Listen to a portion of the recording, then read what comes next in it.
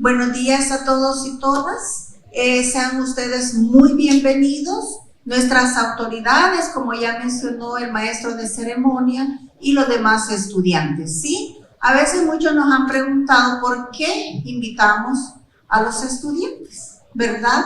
Entonces, la razón fundamental de invitarlos a ustedes es porque vivimos en un país de migraciones, ¿verdad? En ese sentido, tenemos que el segmento poblacional que más migra está entre los 15 y 29 años de edad, ¿sí? Sabemos nosotros que desafortunadamente a veces, aunque uno tenga una carrera universitaria, diferentes condiciones nos obligan a migrar. Entonces, decíamos que en paz descanse, el viceministro de Salvadoreños en el Exterior, Juan José García, si usted decide migrar, hágalo de forma informada, de tal forma de que usted sepa exactamente a qué se va a enfrentar cuando usted migra. Entonces, nosotros a ustedes los queremos sensibilizar, los queremos concientizar acerca del fenómeno migratorio en nuestro país. Entonces, la investigación que tenemos, no sé qué pasó acá.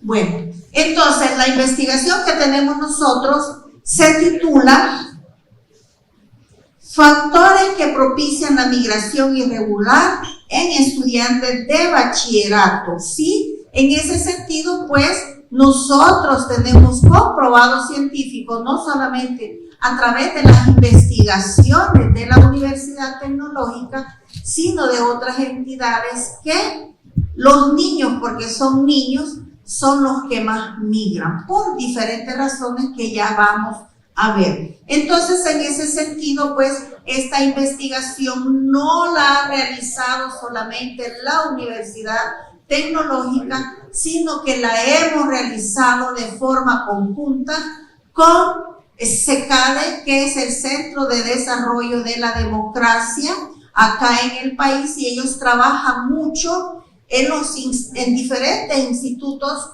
nacionales de diferentes departamentos del país, ¿sí? Entonces, para hacer una investigación no solamente es, ¿sí?, hacer el proyecto de investigación, hay que tener todas las vinculaciones posibles para nosotros poder hacer esas investigaciones, ¿sí? Entonces, esto quiere decir que sin el apoyo logístico de todas las relaciones que tiene CECADE, nosotros no hubiéramos podido hacer esta investigación, ¿verdad? Entonces, trabajamos, como decimos popularmente en los salvadoreños, en mancuerna. A veces cuando íbamos a los institutos habían grandes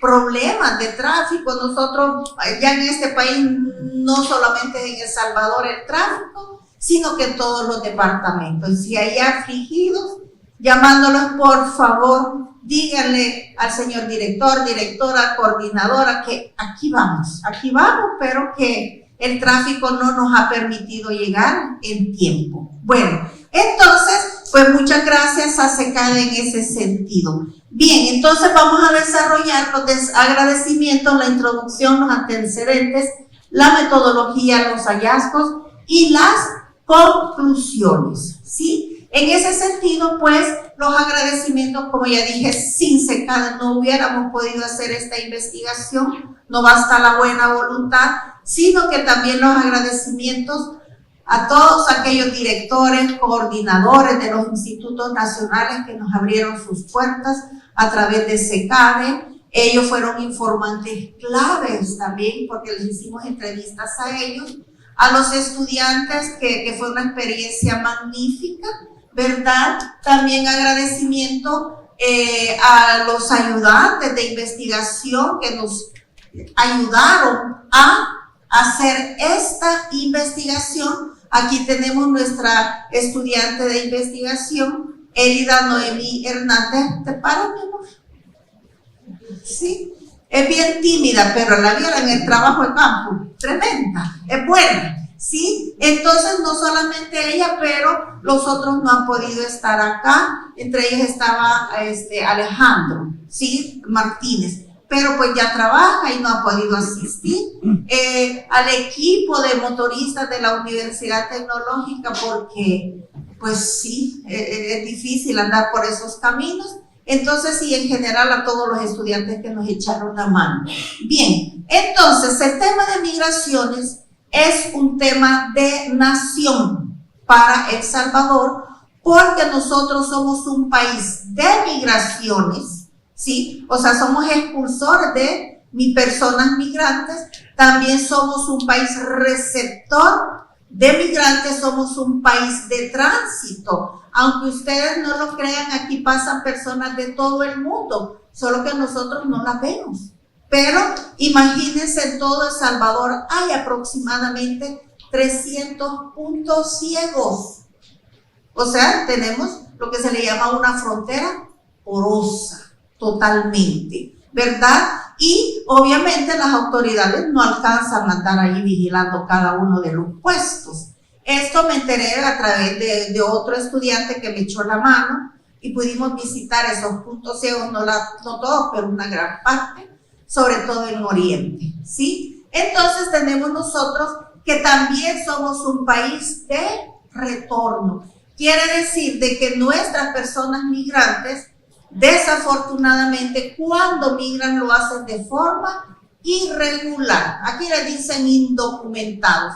Ellos llevan sus documentos, lo que no llevan es una visa estadounidense, pero su DUI, su partida de nacimiento, ellos la andan. A veces andan su pasaporte, pero le falta la visa estadounidense, le falta la visa de México, pero no quiere decir de que son totalmente indocumentados, ¿verdad? Entonces, aclarando esa situación, nosotros, como digo, las personas retornadas, llegamos, creo que ahí por el año 2009 a un pico de 55,000 personas retornadas, entre hombres, mujeres, niños y niñas y adolescentes.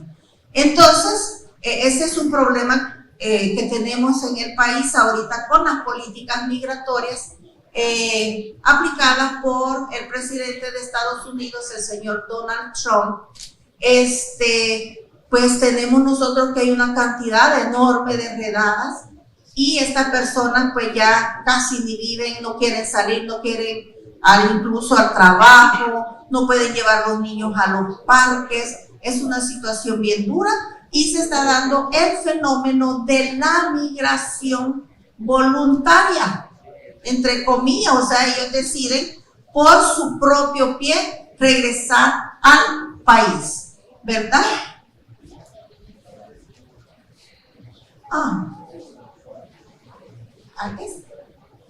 Sí. Bueno, entonces, esto es la parte de la introducción. Recuérdense ustedes que tenemos aproximadamente una tercera parte de nuestra población fuera del país. Aportan los migrantes entre el 24 y el 27% del Producto Interno de nuestro país, que es mucho, muy importante. Y la desventaja es de que, como les decía, nosotros sufrimos una sangría anualmente de todos estos jóvenes que se van, hombres y mujeres. Bueno, entonces, continuando,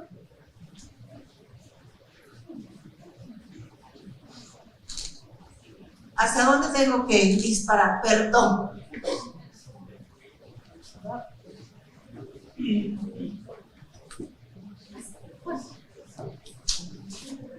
Mejor le doy con él. Bueno, yo continúo. Entonces, ¿cuáles son los antecedentes? Nosotros en nuestro país es un país de migraciones desde el inicio. Ustedes, la mayoría, han llevado la materia de realidad nacional y hemos visto nosotros que aquí en el país no había Homo sapiens sapiens, ¿verdad? Entonces, todos los que habitamos aquí somos descendientes de migrantes. De allí tenemos nosotros que llegaron los españoles allá por el año de 1424, también eran migrantes, es más, a esta época se le llama la época de las grandes migraciones, pero eran unos migrantes especiales, no venían a vivir aquí para integrarse, para desarrollar, sino que nos vinieron a explotar, ¿verdad? Tenemos nosotros también de que nuestro país, en ese sentido, ya me voy a dar un salto histórico enorme y me voy hasta los años 70. Entre los años 70 y los años 80 se inician los flujos masivos de migraciones en nuestro país, ¿sí? No hay cifras exactas, no hay una data dura que nos diga cuántas personas intentan migrar cada día, ¿verdad? Porque, como les decía, se van de forma irregular y se van por los puntos ciegos. Además, tenemos un acuerdo que se llama el CA4, en donde se les permite a las personas de Guatemala, Honduras, Nicaragua y El Salvador transitar libremente solamente con su documento de identidad personal, llámese como se llame, y esto es aprovechable, ¿verdad? Entonces nosotros nos vamos y nos pasamos por Guatemala, Honduras, ¿y a qué vienen? No, vengo de turista. ¿Me va de turista? Entre comillas, a Estados Unidos, ¿verdad? Entonces, el fenómeno de la movilidad humana, que es una categoría de análisis, tiene pues las características de abarcar todas las formas de movilización, pero nosotros estudiamos principalmente la movilidad internacional, o sea que nos vamos de nuestro país. El fenómeno social de las migraciones es multicausal, quiere decir de que no solamente hay una causa, sino que hay diferentes causas. ¿Quiénes migran? Ya dijimos, migra población de todas las edades, de todos los sectores sociales. Por eso nosotros, que también trabajamos derechos humanos, decimos, el migrante no tiene partido político, el migrante no tiene una religión determinada, se van de todos, ¿verdad? Entonces, porque abarca todas esas situaciones. ¿Qué implica para El Salvador las migraciones? Ganancias y pérdidas. Y normalmente, desafortunadamente, en nuestro país, los medios de comunicación solo le dan importancia a los migrantes que triunfan, ya sea en Estados Unidos, en España, en Italia, qué sé yo, porque hay migrantes salvadoreños en todas partes del mundo, en toditas partes del mundo, por diferentes situaciones, ¿verdad? Entonces, tenemos nosotros que le decía, nosotros sufrimos anualmente una sangría. No estamos aprovechando el bono demográfico. Más entre el 30 y el 40% de población de El Salvador llega hasta los 30 años. Esto es lo que se le llama el bono demográfico, de acuerdo a las estadísticas, ya sea del censo que hubo o de la encuesta de hogares de propósitos múltiples, ¿verdad? Entonces, si se nos van entre los 15 y los 29 años de edad, estamos perdiendo toda esa riqueza. Eso es muy malo para nuestro país, porque quien genera el desarrollo, si estuvieran bien educados, y cuando digo educados no es que saluden, buenos días, buenas tardes, sino que tengan formación académica, serían el punto fundamental para que el país se desarrollara económicamente y no que crezca solo económicamente. Bueno, entonces tenemos también nosotros, ya lo había dicho anteriormente, todo lo que aportan los migrantes a la economía de El Salvador, al desarrollo de la economía, la construcción, las telecomunicaciones, el comercio exterior. Existe el comercio nostálgico, ¿verdad? Entonces estos son rubros importantísimos para nuestro país, ¿sí? Ustedes vayan para Oriente, Dios mío, yo no sé cada cuántos kilómetros, pero cerquita hay una ferretería y con cosas mejores que venden aquí en San Salvador para construir la casa de los sueños, ¿verdad? Por eso hay un término que se llama la arquitectura de las remesas, porque tú estás en El Salvador y de pronto ves esas casas y dices, Dios santo, ¿dónde estoy yo?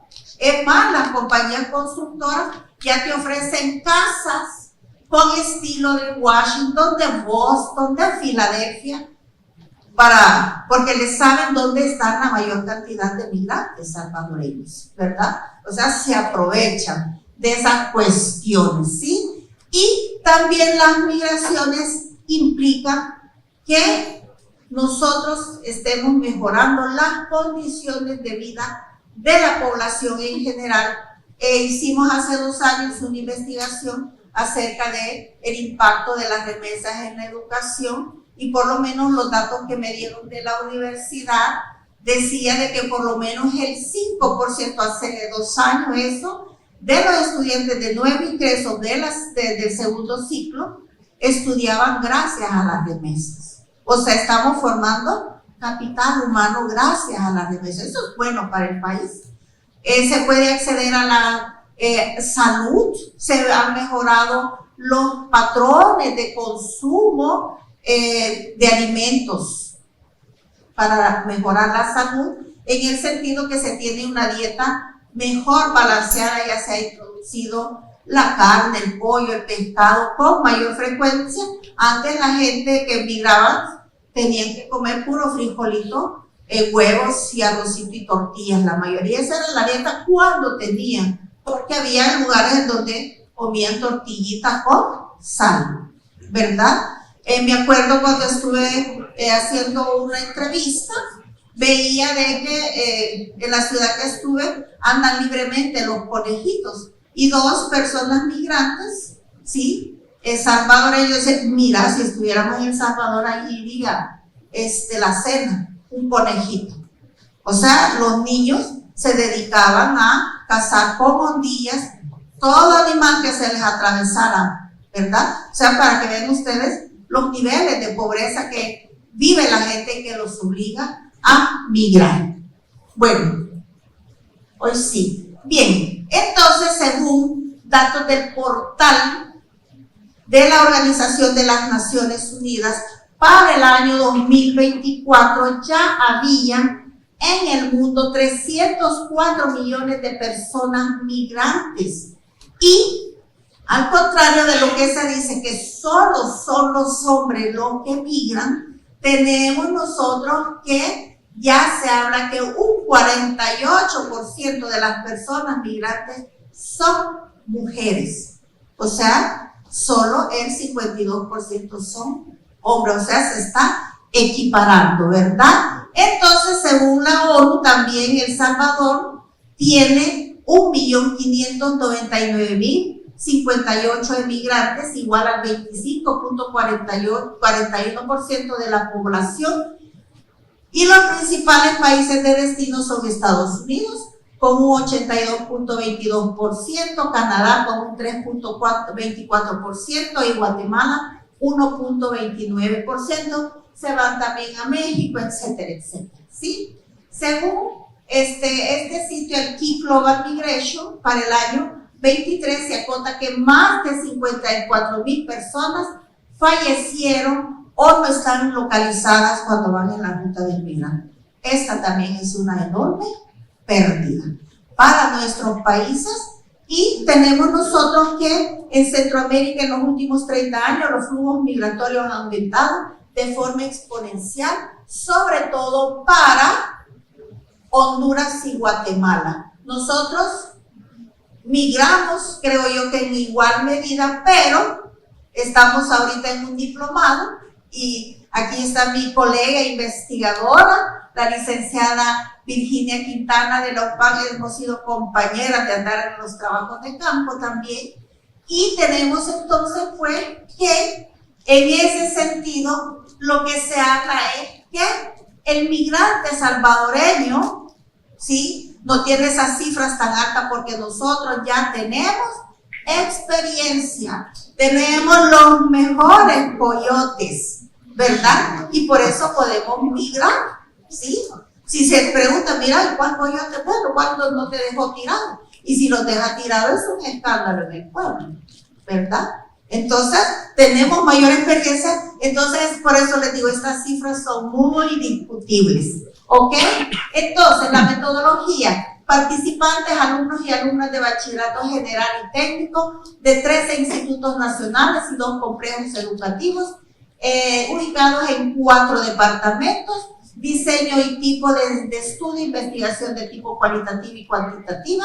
El trabajo se realizó bajo la óptica descriptiva y transversal. Se hizo revisión y análisis documental, y el trabajo de campo duró de marzo a diciembre del 2004. Los instrumentos fueron cuestionario semiestructurado, realización de 5 grupos focales, y realizamos 400 encuestas a los estudiantes como parte del trabajo cuantitativo, y realizamos entrevistas semiestructuradas a los directores, coordinadores de los institutos. El objetivo fundamental general era determinar si existen o no nuevos factores económicos, demográficos, sociales, políticos y ambientales que favorecen la migración actualmente en el país. Los particulares: comparar los factores económicos establecidos hasta el momento y registrar si hay nuevos factores que impulsan la migración. B, distinguir si han surgido nuevos factores sociales que impulsan la migración. C, establecer si los efectos del cambio climático, el sobrecalentamiento global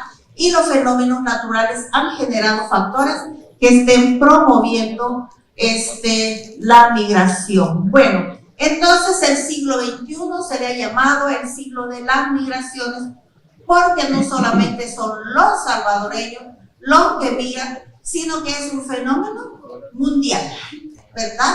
Entonces, recuerden ustedes que nosotros estamos ahorita saliendo de un periodo histórico que se llama la globalización. Hoy estamos a la reversa, en la desglobalización, pero esto dio lugar a que la gente migrara, porque hay libre paso para los capitales, pero no hay libre paso para los migrantes, pero las necesidades los han hecho migrar. Entonces, nosotros aquí en El Salvador, de acuerdo al informe de desarrollo humano del año 2005, del PNUD, en donde participamos nosotros como Universidad Tecnológica, habla de 4 etapas. Nosotros como Universidad Tecnológica, ya desde el año 2017, estamos proponiendo una 5ª etapa que abarcaría desde el año 2005 al año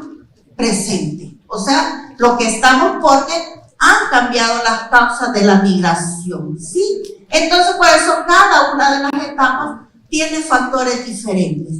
En los años 80, la mayoría de las personas que migraban eran por factores de la violencia social generada por la guerra civil que se estaba desarrollando en nuestro país. O sea, primero se empezó el proceso de desplazamiento interno forzado, y después vienen las migraciones internacionales. Después, en los años 90, nosotros pensamos, bueno, se firmaron los acuerdos de paz y qué bien, ¿verdad?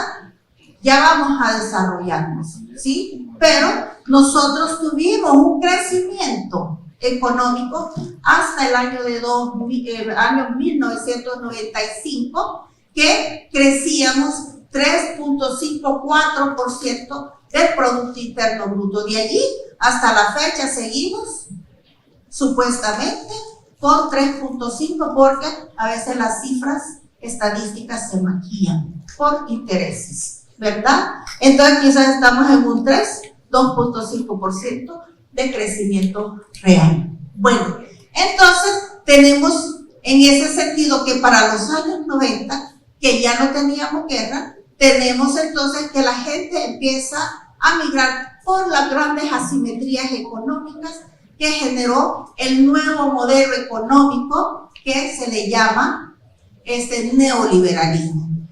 Los que estén en Realidad Nacional lo van a estudiar, ¿verdad? Entonces tenemos nosotros que ya en el año 2000 en adelante, según cifras que nosotros recabamos, a partir del año 2010, la gente empieza a migrar por la violencia social generada por los grupos criminógenos de las maras o pandillas. Entonces, primero se inició un proceso de migración interna, pero el país es súper chiquitito.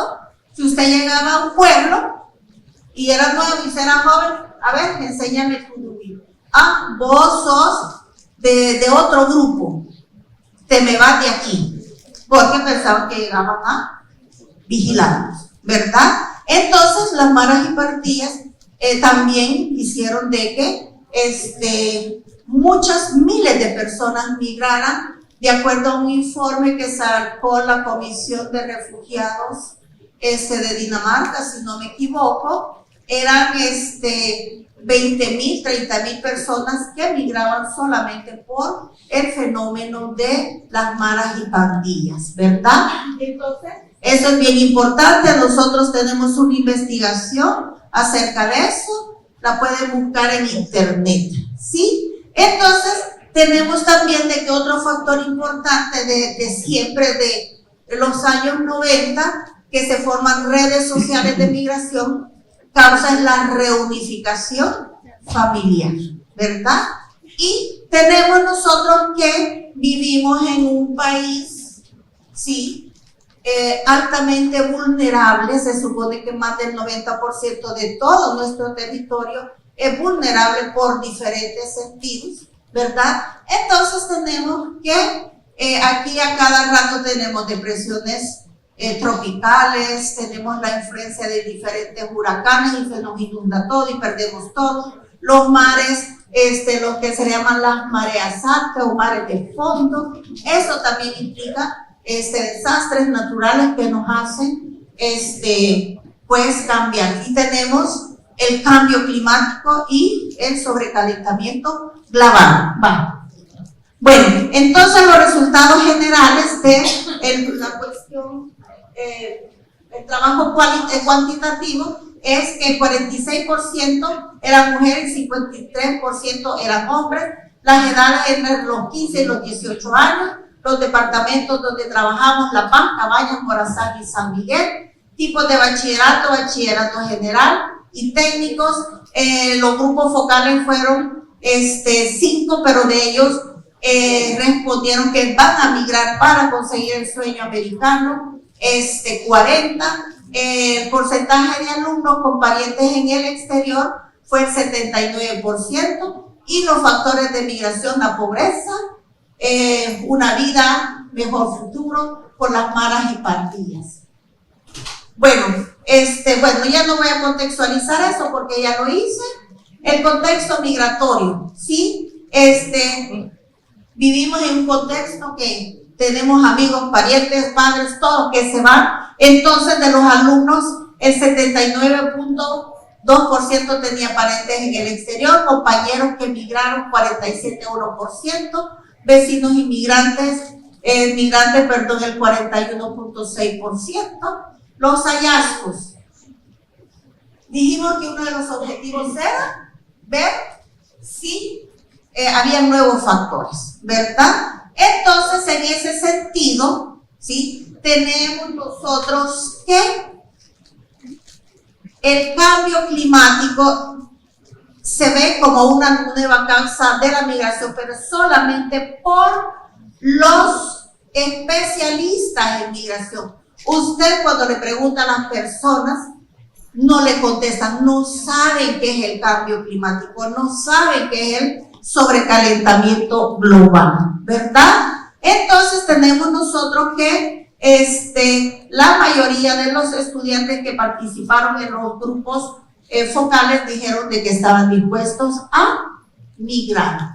La cultura: nosotros estamos manejando la hipótesis que tenemos una cultura de las migraciones porque ya son varias generaciones que están migrando. Entonces ustedes ya estuvieron la unidad de la cultura se transmite de generación en generación, es aprendida, etcétera, etcétera, ¿verdad? Entonces tenemos nosotros que, según lo expresado por Joao Picardo, las redes neuronales del cerebro se modifican con cada experiencia de aprendizaje, con cada actividad, relación o experiencia, Esto sucede constantemente, es decir, los niños y niñas nacidos en familias de migrantes y en un entorno comunitario de migración, esto ha transformado su visión del mundo, cómo resolver los problemas socioeconómicos. La migración es un reflejo para esa solución. Esto apenas lo estamos proponiendo, tenemos que trabajarlo más profundamente y tenemos nosotros que Suazo expresa lo siguiente: imagina un espejo que te muestra cómo eres, pero también cómo aspiras a ser. Imagina que se puede ser lo que aspiras a ser, o sea, recrear la imagen y convertirla en realidad. Los españoles han patentado un nuevo invento, un espejo que muestra la imagen verdadera del sujeto, un reflejo no invertido. Los migrantes son lo que son, pero aspiran a ser otra persona cumpliendo el sueño americano. Ya voy a terminar, ¿sí? Los estudiantes viven en un ambiente migratorio desde hace décadas. Los imaginarios de los estudiantes e informantes claves continúan prevaleciendo las mismas causas de la migración. Sin embargo, se detectó que sí existen las causas subyacentes que ya las mencionamos, como este espejo, el cambio climático, la falta de oportunidades laborales están generando migración interna e internacional. Los jóvenes en general conocen los riesgos de la migración irregular. Bueno, con eso termino, gracias. Perdón por el siguiente ponente, pero las preguntas van a ser al final, entonces por favor.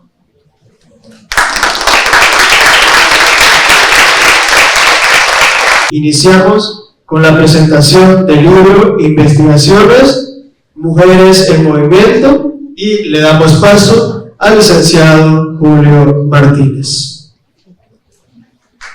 Buenos días.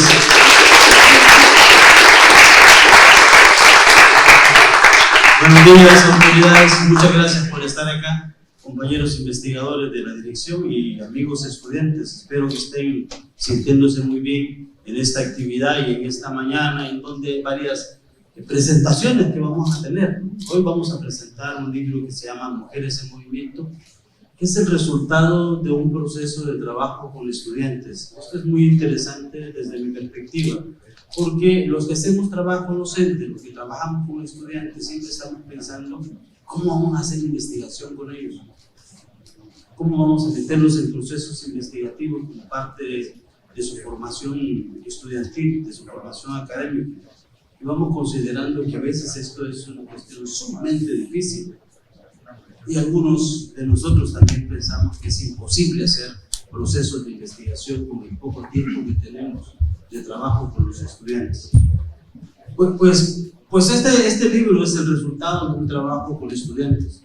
Hace algunos años, considerando toda la situación problemática que tenía el país, nos dimos cuenta que había una oportunidad para poder recuperar las historias de mujeres migrantes.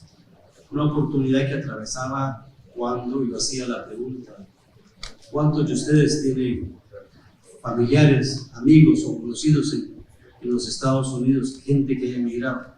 Yo pedía que levantaran la mano, y de los 130 estudiantes que tenían, 127 levantaban la mano. Pues me dijo: mira, aquí hay, todo el mundo tiene un familiar en los Estados Unidos. Yo también tengo no sé cuántos familiares, de un montón, en los Estados Unidos, y algunos de estos se fueron antes de los años 70. Esto lo pasaron muy bien. Pero los que se fueron después del 70, y en el 80, y en el 90, no lo pasaron tan bien. Nos dedicamos entonces a pedir que tuviéramos referencias de esas personas familiares que se habían ido a los Estados Unidos, pero particularmente mujeres. Y mis estudiantes me llevaron un montón de historias escritas por esos familiares en los Estados Unidos, con detalles, con sufrimientos, con mucho dolor. Cuando di el texto final a leer a una de mis amigas, una colombiana, me dijo: me has matado porque me has hecho llorar toda la noche. Yo no tenía ese sentimiento. Y lo volví a leer, y cuando lo volví a leer me di cuenta de qué se estaba hablando. Cuando alguien que tiene sensibilidad pone sus ojos en un texto que escurre dolor, que está escrito con lágrimas y que en este sentido es un texto que merece la pena recuperar. Y eso es lo que tratamos de hacer, de recuperar este texto, este dolor, ese sufrimiento, por un lado para que nosotros no lo perdiéramos de vista y que lo mantuviéramos presente en cada momento que estamos viendo que alguien dice quiero irme a Estados Unidos, y que no es una cuestión solamente del simple deseo de querer marcharse a los Estados Unidos. Y cuando hicimos el texto nos dimos cuenta cómo tenía tanto valor la recuperación de estos elementos. No fue tan difícil armar el texto, lo que fue difícil fue realmente leerlo, y es lo que estoy trasladando a ustedes ahora para que podamos tener una cierta información sobre esto. ¿Por qué migrar? Bueno, ya la maestra Elsa Ramos hoy temprano ha hecho un panorama bastante completo sobre por qué migramos, que se refiere a todos los problemas que tenemos en El Salvador, pero el asunto es que la migración, y lo decía también la maestra, no es un asunto solamente salvadoreño, la migración es un asunto que tiene que ver con el mundo y que forma parte de la humanidad desde sus inicios. De hecho, el poblamiento del mundo obedece a procesos migratorios. Hoy día, mucho más cercano, nos encontramos con dificultades entre Rusia y Ucrania, en donde también ha habido procesos migratorios bastante profundos. Asia tiene alrededor de 60 millones de migrantes en los últimos 30 años. Tenemos procesos migratorios impresionantes hoy día y que obedecen precisamente a los grandes conflictos que tiene la humanidad. No son solamente los conflictos, pero los problemas migratorios que tenemos abarcan diferentes aspectos, incluyendo elementos naturales. San Salvador tiene 56 terremotos desde 1575. No es poco.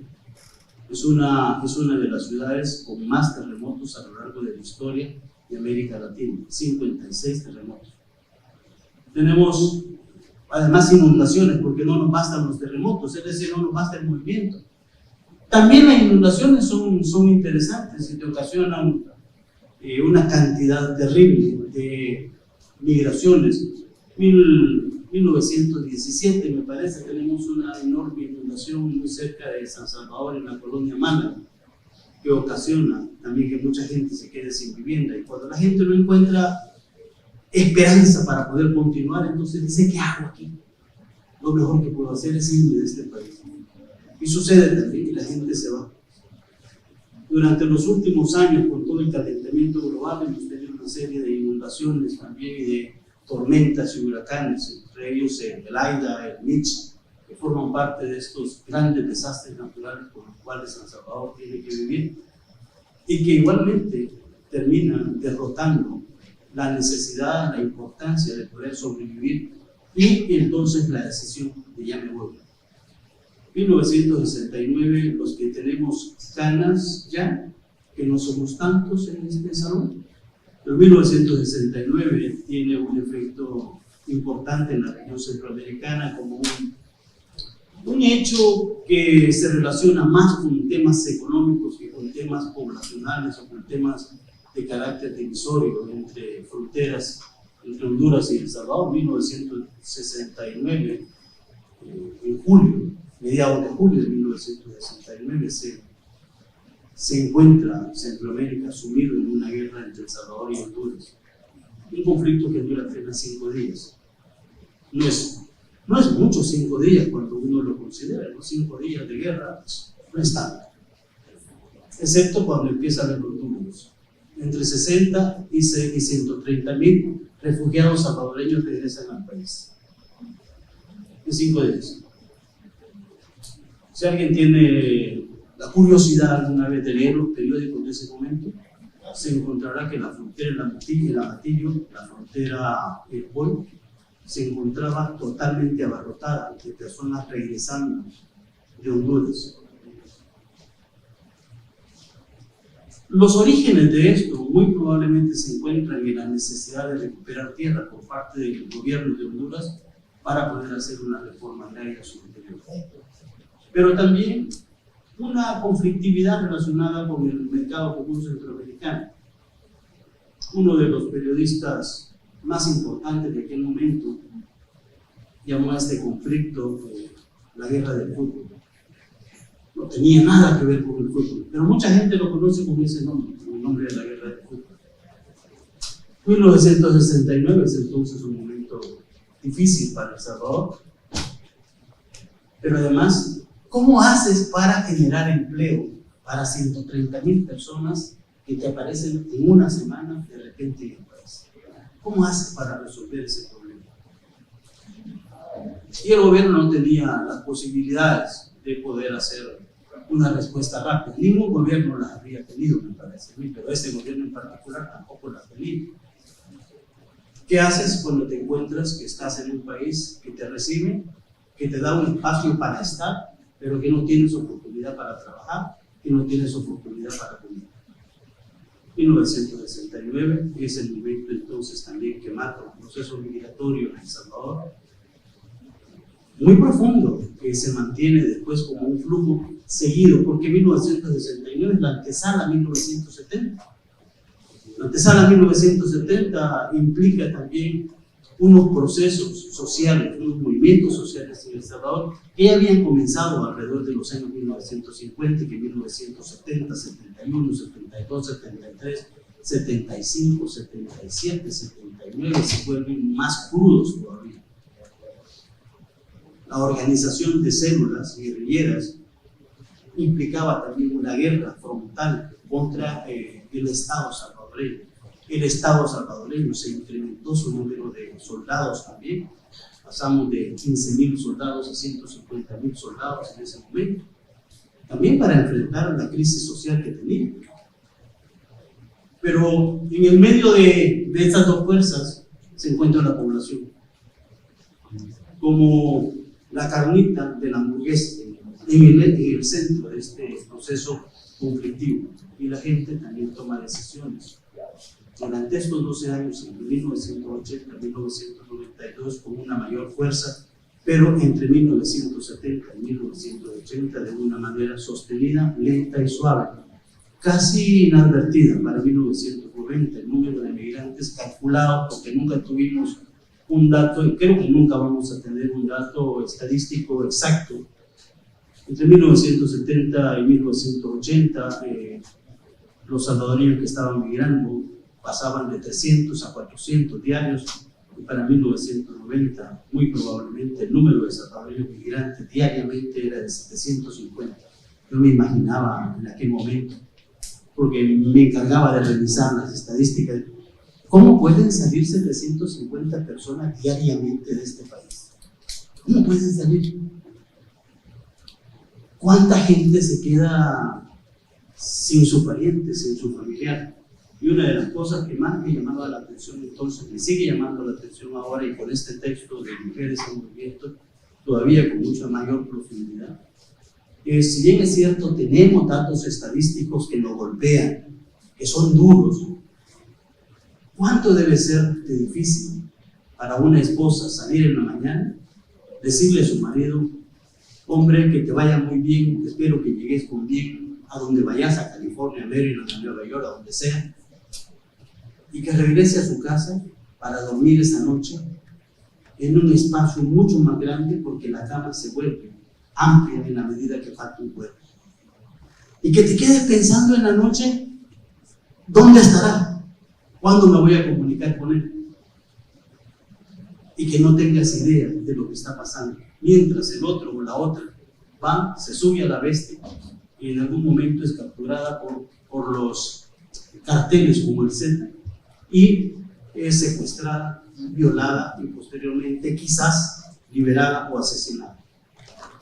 Y que tú no sabes qué está pasando. Digo, los datos son importantes, pero estos elementos más de carácter fenomenológico nos van llevando a nosotros por este barranco de emociones que tiene el proceso migratorio al interior de la persona, más allá de cuánto nos cuesta, de cuánto son las remesas, de cuántas personas son, de en qué momento la ley va a hacer esto, lo otro. Es el tema de más al interior, más allá del pensamiento, del sentimiento y del dolor que la gente puede tener cuando hace un proceso migratorio. procesos migratorios continuaron, porque uno piensa, bueno, terminó el conflicto en El Salvador, o se trasladó a otro plano, un plano de carácter más político el conflicto, entonces vamos a ir resolviendo los problemas migratorios. Pero para 1992, al finalizar el conflicto salvadoreño, lo que tuvimos, casi de una manera inmediata y evidentemente para lo que observábamos, lo que sucedía socialmente en El Salvador, lo que tuvimos entonces fue una cantidad de deportados que vino a poner en evidencia que teníamos un conflicto interno dentro de las ciudades con la organización de pandillas. 1992, 1991 ya lo miraba, 1992 con una mayor fuerza. Y si a alguien se le ocurre decir, pero antes habían pandillas, sí, antes teníamos pandillas, teníamos 3 pandillas centrales en San Salvador. Los nombres les van a sonar un poco chistes. La Mara Máquina, estaba la Mara Máquina. La Mara Mau Mau, estaba la Mau Mau. La Mara Chancleta, estaba la Mara Chancleta. Ya los teníamos. Pero con las deportaciones, estos pequeños grupos organizados se van transformando y van asumiendo todos los dispositivos que traen los deportados, que organizan más pandillas en San Salvador y en las otras ciudades, pero que además se van transformando poco a poco de pandillas que podrían tener el sentimiento de poder sobre un territorio, pero que en esta transformación cruel, violenta, grave, perversa, de repente empezamos a tener asesinatos. No solamente el control sobre un territorio, empezamos a tener asesinatos. Y más adelante, con el desarrollo, con el incremento de esta manera de hacer las cosas, y probablemente de profundizar la perversidad que existía en los pandilleros, empezamos a tener masacres. Y eso hace que la gente continúe migrando, a pesar de que ya no teníamos un conflicto entre dos fuerzas beligerantes, teníamos un conflicto social al interior de los mismos salvadoreños, una cuestión bien complicada. Y esto nos lleva a nosotros a pensar que si bien es cierto, hay migraciones y en muchos casos de más salvadoreños uno piensa que son más los hombres que migran. El Salvador mismo tiene una estadística entre hombres y mujeres que es muy similar. El número de hombres y el número de mujeres en El Salvador apenas es distinto en uno de los casos por un punto porcentual, 51% de hombres, 48.9, 49% de mujeres. Y este dato también se refleja en términos de cuántos son los migrantes que tenemos, cuántas son las mujeres migrantes, cuántos son los hombres migrantes. Hoy día la población salvadoreña en los Estados Unidos, evidenciada a partir del censo de los Estados Unidos, es 1,5 millones. Pero este es un dato, o sea, que nos miente, como nos miente toda la estadística de migrantes. Muy probablemente esto sea 1 millón más, muy probablemente sean 2,5 millones de salvadoreños en los Estados Unidos. No tenemos manera de tener el dato preciso y el dato exacto. No contamos con esto. Sin embargo, hay aproximaciones a partir del censo de los Estados Unidos. Y este dato nos lleva a nosotros a pensar que el número de personas mayores de 18 años es muchísimo más que el número de muchachos jóvenes. ¿Por qué? Bueno, porque el traslado hacia los Estados Unidos es un viaje sumamente peligroso. Hoy día el número de mujeres y de hombres refleja también la estadística de población de El Salvador. 51% de hombres, 49% de mujeres. Esto es la forma como se migra desde El Salvador. Lo refleja. Es como un espejo de la estadística nacional. Mientras el número de mujeres es mayor entre los 40 y los 50 años hoy día. Sin embargo, no es que estén migrando en esas edades. Lo que pasa es que esto también representa 20 años más tarde las migraciones de mujeres en el año 2000, en el año 1990, en donde vamos a ver que a partir de los 30 años el número de mujeres empieza a ensancharse cada vez más. Y este es el dato que ofrece la estadística. Me gustaría leer dos cosas. Y digo leer por eso. ¿Qué es lo que voy a hacer? Mira, dos cosas. Una de estas es una historia que tiene apenas 3 minutos de lectura.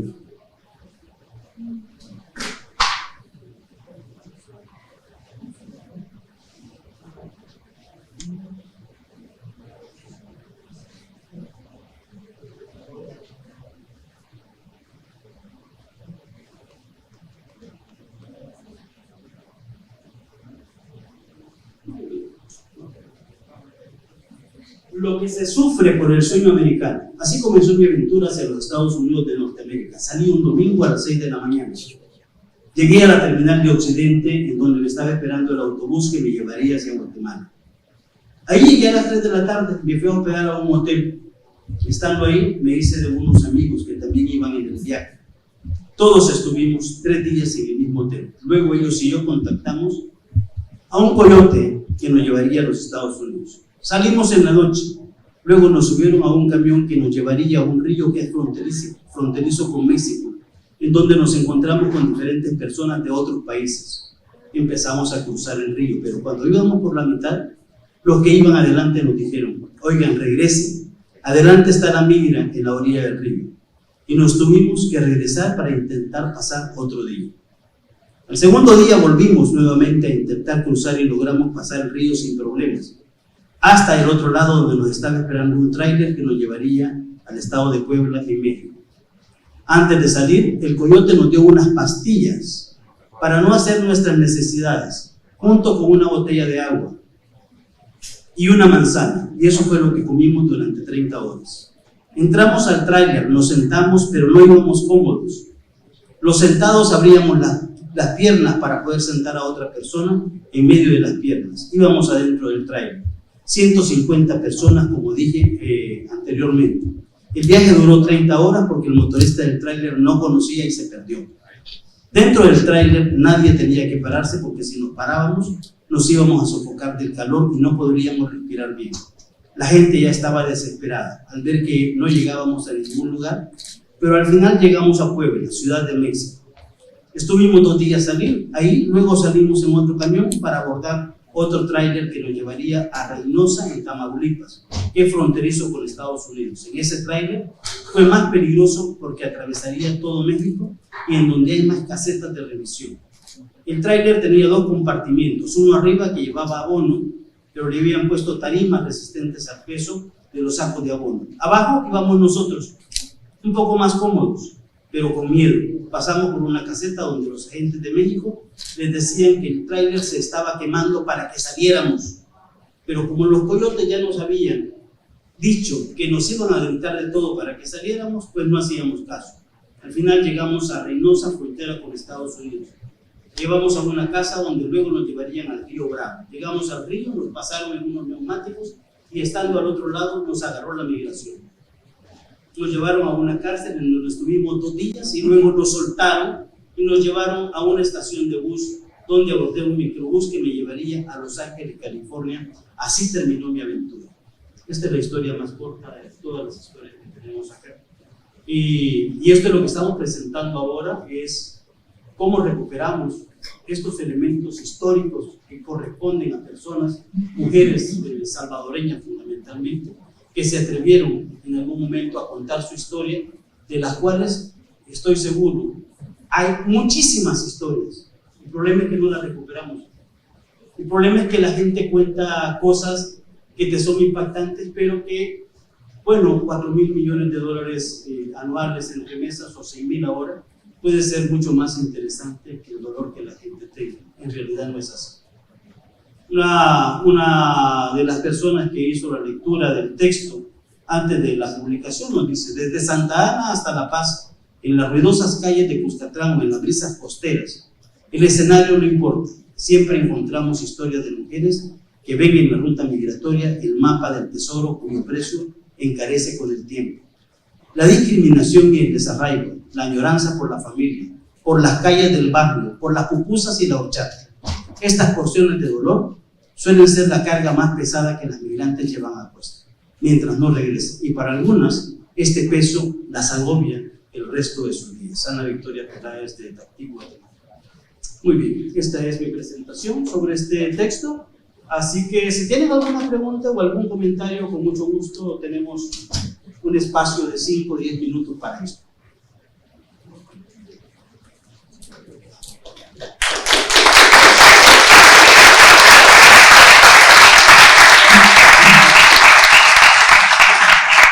Adelante, Carlitos Josegueda. Maestro, muchas gracias por estar aquí. Es mi compañero de trabajo, entonces lo que está haciendo es la UPA. Lo que está haciendo es la UPA, ¿no? Un micrófono para Carlitos. Déjame, yo le paso este. Gracias,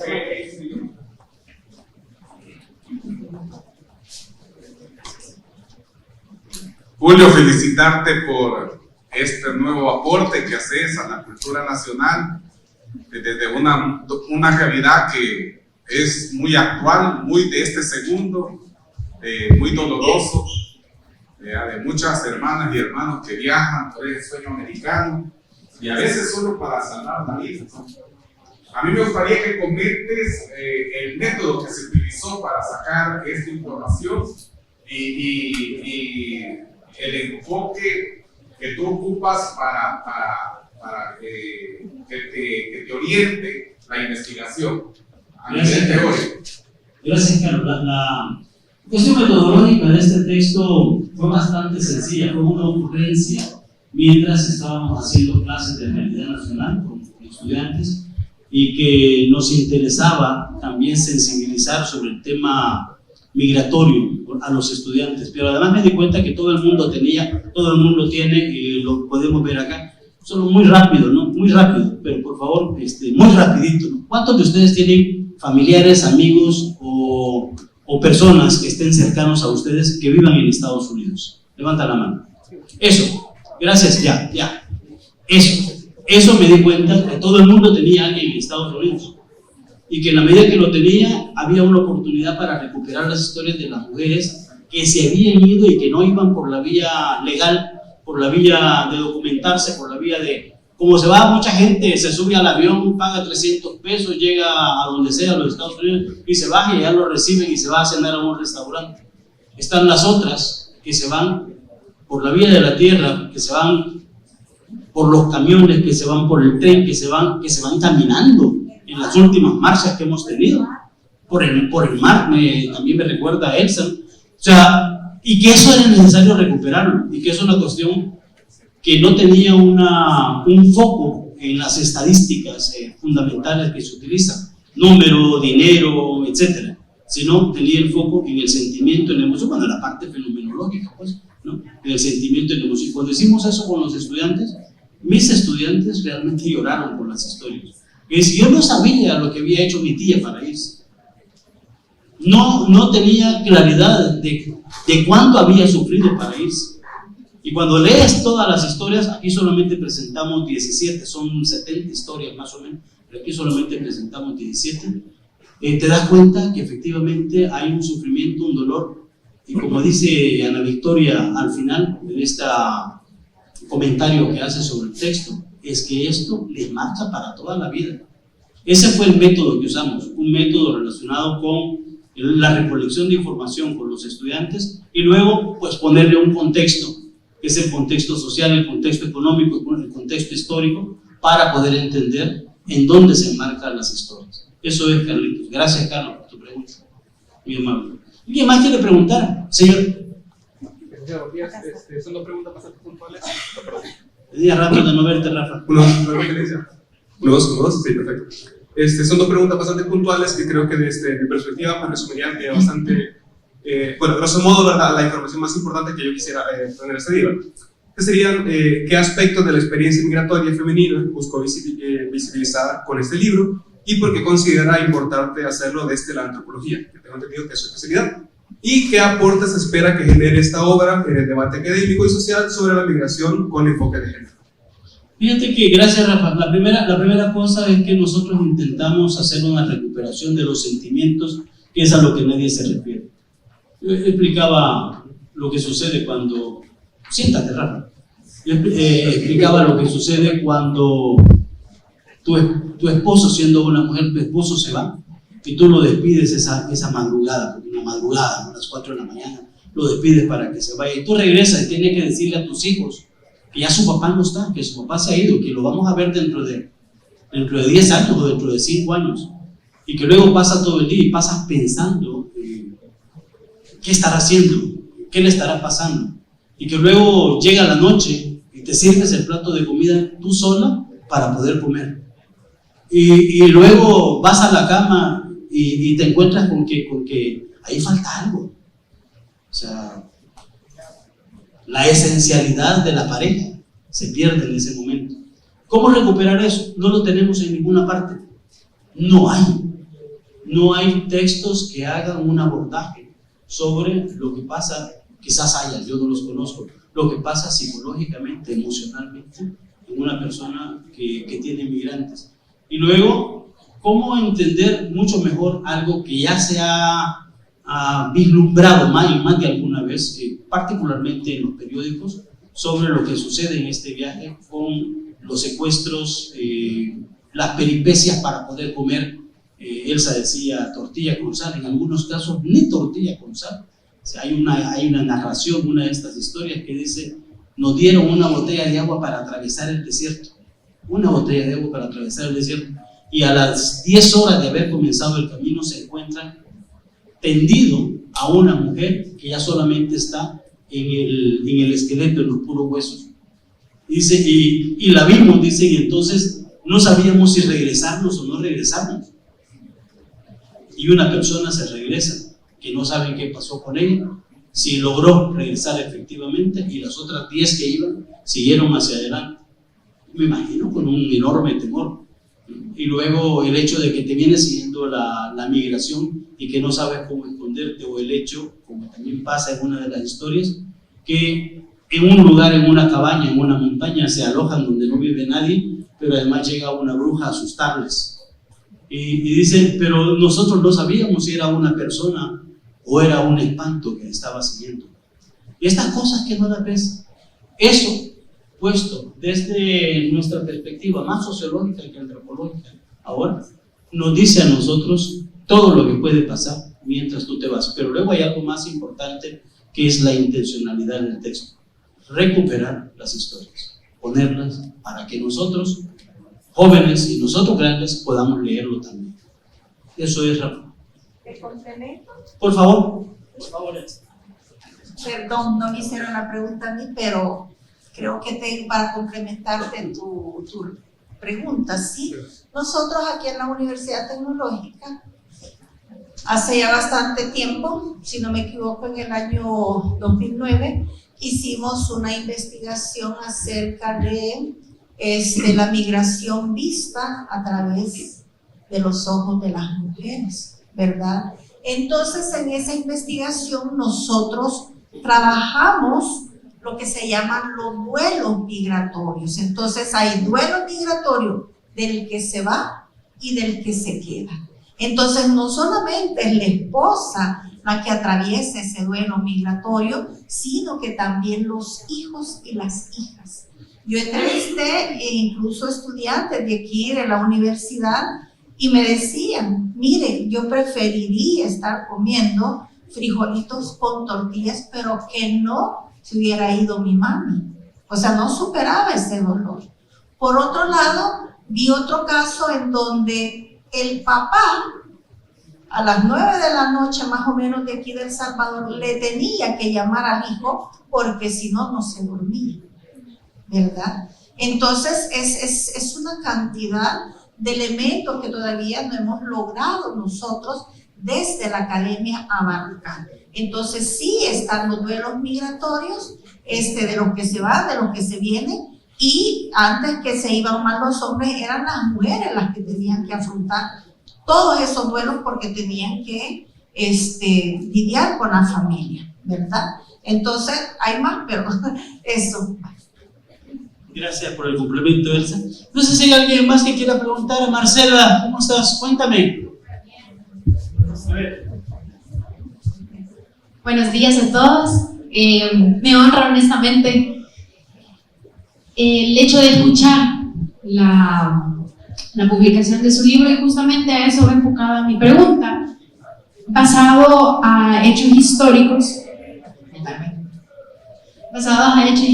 donde la migración, donde la migración causa aquí en El Salvador el fenómeno de las pandillas como lo conocemos actualmente, las maras y tal.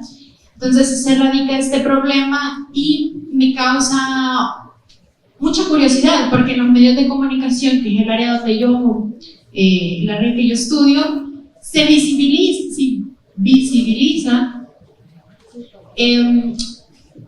este fenómeno. No llamaría completamente de manera positiva, pero sí estas historias de superación, de empoderamiento, de éxito, cuando eso es en el mejor de los casos. Entonces, este tipo de libros que escribió junto a varios estudiantes, también este espacio, de una u otra manera, ¿usted cree que impacta significativamente en la concientización de la migración informada? Porque hasta lo que yo entiendo, este espacio de la Semana del Migrante no es para evitar la migración, sino para hacerla de forma informada, segura, porque históricamente, desde inicios de la humanidad, el ser humano siempre ha migrado. Entonces, ¿usted cree que ese tipo de libros, ese tipo de espacios pueden concientizar a las personas para hacerlo de manera segura? Yo creo que sí. Yo creo que una de las cosas que hemos tenido durante muchos años, particularmente en el siglo XXI, ha sido la regresada, el retorno de salvadoreños a los Estados Unidos, que vienen con cantidad de billetes para irse al puerto de la Libertad, gastando dinero comprando pescaditos de 20, 25 dólares para poder almorzar, una cosa que no podemos hacer ninguno. O sea, a mí 20 pesos me cuesta la comida de la semana, de 2 semanas. 10 días de almuerzo, 2 pesos cada almuerzo, son 20 pesos para 2 semanas. Esto también se ve cuando hace algunos años los salvadoreños regresaban con un camión, con una troca, como dicen ellos, con un camión, y venían además con otro carro alándolo. Y la gente del barrio, de la colonia donde vivían, miraba esto y decía: mira, trae pisto, qué exitoso, vámonos a Estados Unidos. Y la gente tomaba decisiones a partir de las historias de éxito, que no solamente es esto que es visual, hay otros elementos también. Y se van a partir de entender que yéndose a Estados Unidos puede regresar dentro de un año con 2 camiones jalando. Y que eso se refleja en su imaginario como el éxito de haberse ido a los Estados Unidos, el sueño americano cumplido. Una de las migrantes dice: la pesadilla americana. Que hemos tenido es una pesadilla americana. Y me parece que irse a Estados Unidos es una cosa correcta y adecuada si lo haces de la manera más segura posible. A nadie le diría: mira, quieres irte a Estados Unidos para buscar una mejor vida, vete y te subes a la bestia en Coatzacoalcos para poder llegar hasta Reynosa. No. Hay muchos casos de salvadoreños que no sabemos qué pasó con ellos en el camino, y hay un montón de personas amputadas a partir de haberse caído del tren, que el tren les pasa encima cortándoles los pies, y hay un montón de personas que han sido violadas también, hombres y mujeres que han sido violados también y que han tenido este sufrimiento. ¿Es bueno irse a Estados Unidos de esa manera? Yo creo que no. Sí. Muy bien. Espero responderte, y tenemos algunas preguntas más sobre la presentación de la maestra Elsa Ramos. Por favor, Elsa. Si tiene alguna pregunta para mí, me ayudas. Micrófono para el chico.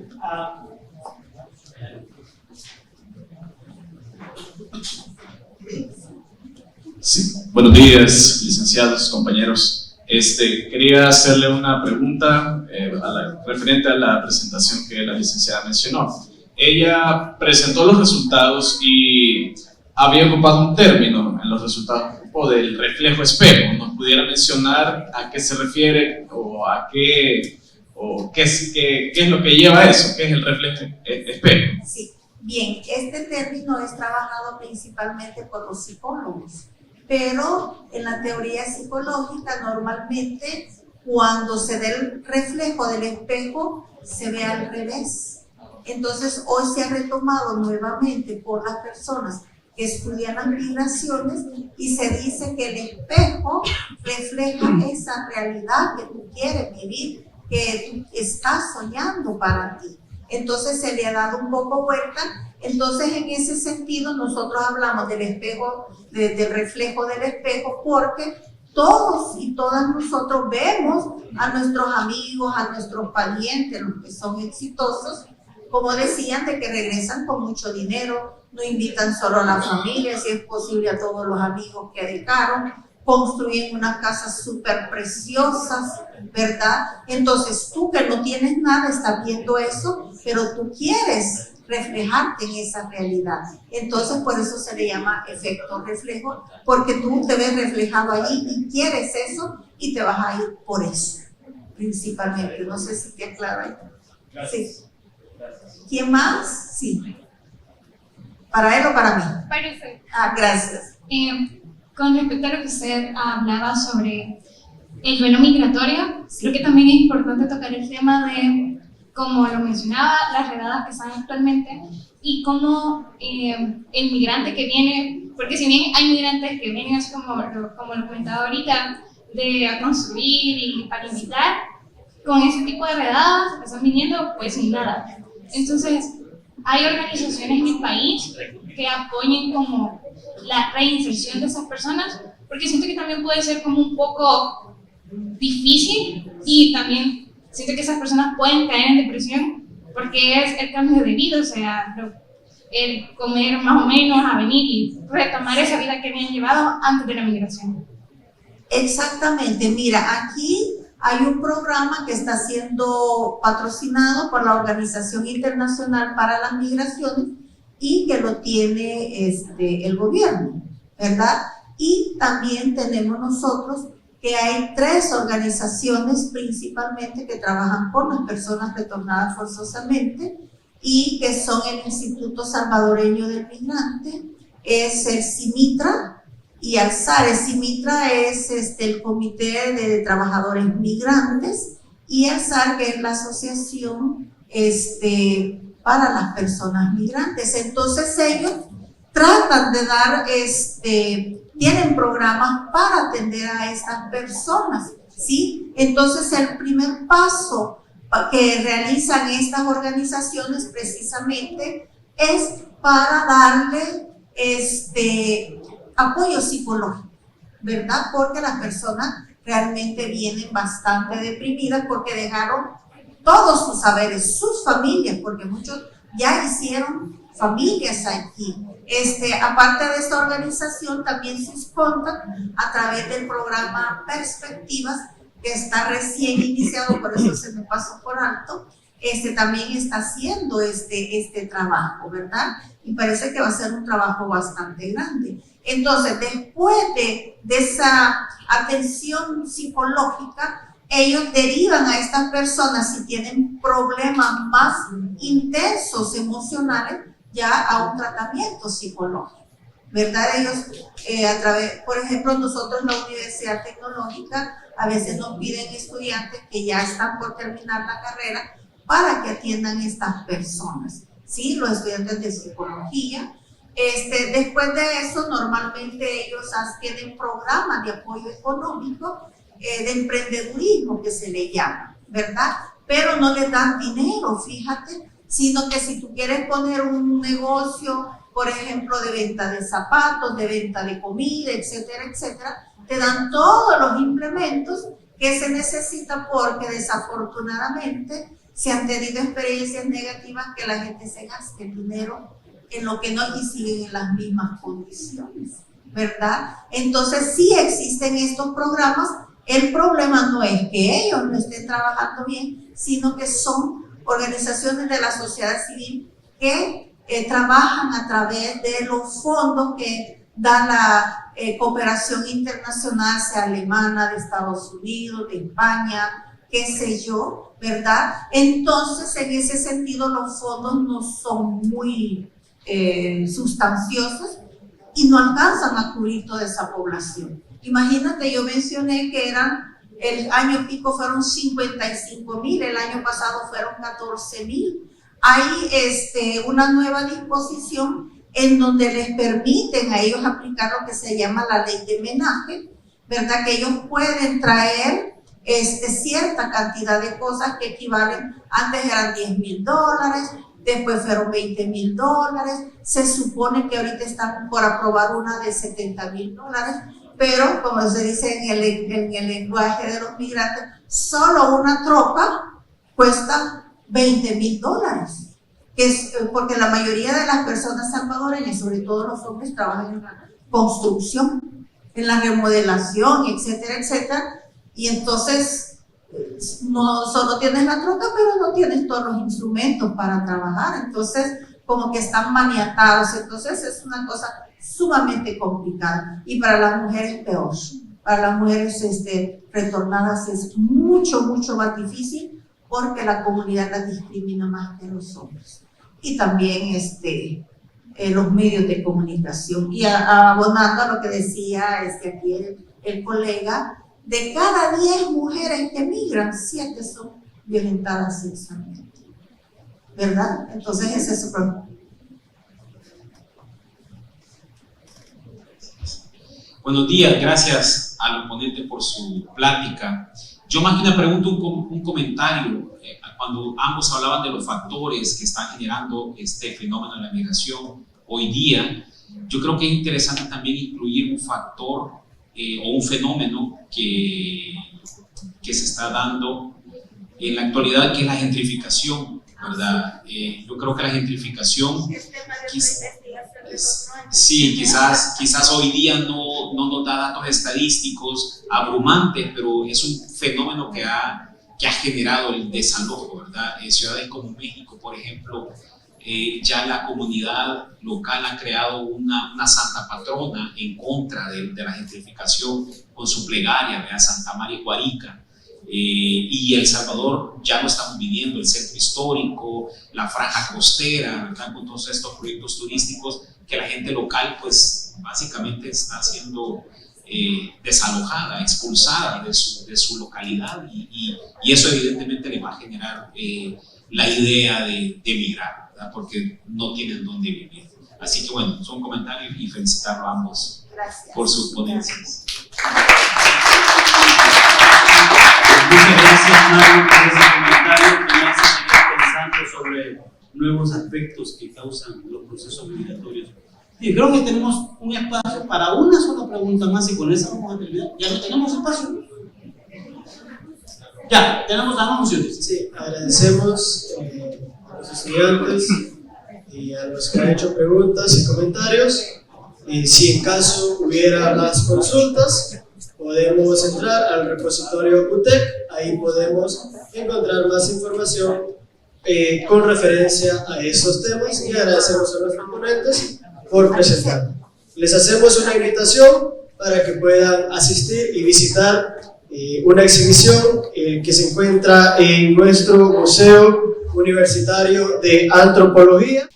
Bueno, muy buenos días. Empecé por la presentación, no voy a hacer que haya migrado también. Así que bueno, un gusto ser parte del marco de esta conmemoración de la Semana Científica. Mi nombre es David Quintana y tenemos a bien compartir resultados de un ejercicio investigativo que estamos tratando de construir desde la Dirección de Investigaciones. Particularmente un segundo sondeo que trata de rescatar esa perspectiva de ustedes como estudiantes de la universidad para poder generar conocimiento, ¿no? Para ello, entonces, la opinión que ustedes pueden generar es de suma importancia en el marco de un tema que tiene que ver, ¿no?, con la humanidad. Desde que nacemos, precisamente, estamos en pleno movimiento. Algunos datos generales que podemos conocer de manera inmediata de este ejercicio de investigación que estamos desarrollando, podemos verlo en pantalla. En este caso nos interesaba recopilar esa información de manera genérica sobre el tema del fenómeno migratorio, en particular desde cómo lo está viendo el estudiante UTEC. Para ello, Recabamos la participación para este segundo sondeo de una participación de 281 estudiantes. Si lo comparamos con el del año pasado, tuvimos la oportunidad de superar el número de la muestra, y eso significa que el ejercicio en alguna medida está teniendo más apertura desde la comunidad estudiantil. Para ello también consideramos una técnica, en este caso, que propició la participación de ustedes a través de un formulario en un periodo relativamente corto, que ustedes pueden verlo ahí, desde el 27 de julio al 3 de agosto, ya incluso dentro del marco de ese periodo de vacaciones, ¿no? Para ello entonces este ejercicio de investigación que pudimos desarrollar nos permitió generar un perfil del estudiante UTEC que participó. Tomamos a bien la participación de 4 de las facultades que tiene la institución. En este caso el grupo etario promedio relativamente joven, ya la maestra Elsa lo planteaba al inicio de esta segunda jornada, lo ratifica el segundo sondeo. La edad promedio de los participantes en este sondeo son precisamente jóvenes que oscilan en la edad de 19 años en particular. Donde se encuentra en términos de residencia, es decir, donde vive nuestro estudiante UTEP, en la zona central, lo ratifica este segundo estudio. San Salvador y La Libertad, los departamentos con la mayor participación de jóvenes en este segundo sondeo. En este caso, el marco de la ocupación laboral, sabemos que son estudiantes que no precisamente se dedican solo a desempeñar esa labor, y lo confirma este segundo sondeo. Prácticamente 6 de cada 10 estudiantes UTEC cumplen una doble función, algo de suma importancia, es decir, de que no solo estudian, sino que también pues ejercen una actividad laboral, y eso pues es un sacrificio que cada uno de ustedes sabe, ¿no?, lo que ello implica. Si vemos la distribución en términos de sexo, hombres-mujeres, 60-40 es la relación que en este caso logramos obtener como parte de este segundo sondeo, y que es una radiografía bastante cercana a lo que indica, por ejemplo, el Censo de Población y Vivienda 2024. Entramos entonces de manera general a los resultados como más relevantes a partir de este sondeo. Veamos uno de los elementos fundamentales, la visión que tenemos, esa visión desde el tema migratorio, ¿cómo lo estamos viendo? Una de las preguntas de la trivia tenía que ver con esto precisamente. ¿Qué pasaba en este caso en el diagnóstico 2024? ¿Cuál era ese concepto que está dentro del imaginario del estudiante UTEP cuando surge la palabra migración? Se ve básicamente bastante orientado hacia el exterior, hacia la búsqueda de una mejor oportunidad. Lo vemos en función de personas que están tratando de buscar una alternativa a la situación con la cual se encuentran. ¿Qué sucede en el año 2025? Vemos también una oportunidad, aparece por ahí un poco escondida la palabra lugar. Eso nos indica que estamos tratando de buscar hacia otro espacio, es decir, hacia salir. No lo decimos ahora, la búsqueda de un país mejor. Ahora entonces lo vemos ubicado siempre a un espacio, pero significa que la migración está dentro del imaginario del estudiante como la oportunidad de poder moverse. El tema de remesas siempre es un elemento clave, y vemos en este caso 2024-2025 vemos una reducción de 13 puntos, es decir, una reducción de un 13%, que en este caso los estudiantes que participaron 2024, a pesar que no fueron los mismos que lo hicieron ahora en 2025, vemos en este caso una reducción de aquellos estudiantes que están percibiendo remesa. Obviamente esto da para una serie de exploraciones de elementos causales que ya los diferentes investigadores han desarrollado en sus ponencias. Otro elemento importante es la intención de migrar. Si lo vemos en 2024, era de un 17% del estudiante UTEP, ya lo decía la trivia, no hay un interés fuerte de migrar, y lo plantea el sondeo 2024, era de un 17%. ¿Qué sucede ahora 2025? Vemos una reducción de 2 puntos, es decir, de que esa intención de migrar en el estudiante UTEP empezar a mostrar una tendencia hacia la baja. Otro elemento importante era, y la trivia también lo expresaba, eran las emociones. ¿Cuáles eran aquellas como más importantes o aquellas que más aparecían? un elemento actitudinal, la preocupación. ¿Qué pasaba en 2024? Era de un 29%. Como lo indica el sondeo 2025, ha subido a 34%, es decir, 6 puntos más. Es decir, que la migración desde la óptica del estudiante UTEP está en una dimensión psicológica importante a analizar, más allá de lo que podríamos pensar que es lo económico. El elemento actitudinal tiene un análisis bastante importante. Algunas de ellas, que ustedes pueden verlas ahí, han también experimentado un leve descenso, y otras, por el contrario, también han experimentado un sentimiento de alza. Sin embargo, lo que nos dice la literatura básicamente no es un elemento actitudinal, sino una dimensión económica. Eso es lo que regularmente vemos a través de la literatura. La intención particularmente en este caso, sí, vamos a migrar o no. En este caso, ¿por qué lo haríamos? La dimensión económica vuelve a aparecer, lo que ya la literatura reconoce. 7 de cada 10 estudiantes que considerarían el poder migrar manifiestan el hacerlo por una razón de interés económico. Y el conjunto de razones que aparecen en los recuadros un poco más pequeños, la dimensión, por ejemplo, de razones políticas, la parte medioambiental, que representa un 1%, en estudios anteriores en algunos casos no aparecía. Sin embargo, importante que ahora ya es una categoría también de análisis. Con ello entonces cierro a manera de una valoración un tanto general, más allá de lo que los datos fríos pueden mostrarnos, es que tenemos una población UTEC muy joven realmente, que desempeña una doble función, que estudia y trabaja, que en este caso ve la migración en una doble vía como una oportunidad, pero que también al mismo tiempo representa un desafío, ¿no?, entre los aspectos medulares que este sondeo pues nos deja como una reflexión y que esperamos generar como parte de esa cultura investigativa, en este caso en el tema migratorio. Así que bueno, agradezco el espacio cedido en este caso para poder conocer datos que son precisamente nuestros, ¿no? Así que los dejamos acá para cualquier elemento de análisis. Muchas gracias.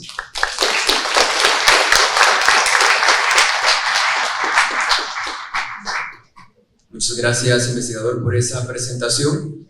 A continuación, el investigador Armando Briñi Zambrano estará a cargo de la última ponencia titulada Segunda Administración Trump: Valoraciones sobre las políticas migratorias y pronósticos en sus relaciones con El Salvador. Antes de que pase, voy a leer sobre su hoja de vida. El investigador Armando Briñi Zambrano es doctor en Ciencias Históricas, posee un grado científico concedido por la Universidad de La Habana, República de Cuba, es director de investigaciones, investigador y catedrático de la Universidad Luterana Salvadoreña. Asimismo, catedrático de pregrado y maestría en varias universidades de El Salvador, entre ellas UTEC, Universidad Luterana de El Salvador, y Universidad Don Bosco. Es miembro fundador de la Cátedra Multidisciplinaria de África y Medio Oriente de la Universidad de La Habana. Además, es asesor de tesis de grado, de maestría y de doctorado de temas de investigación, de educación, migraciones, de los Estados Unidos, de África, del Medio Oriente, de comunicación, teología y trabajo social. Tiene 20 libros publicados en el país, 4 de ellos en coautoría y uno publicado por la editora académica española.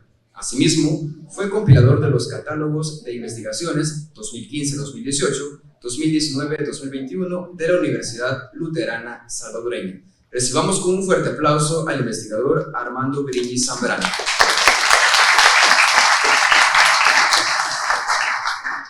Buenos días.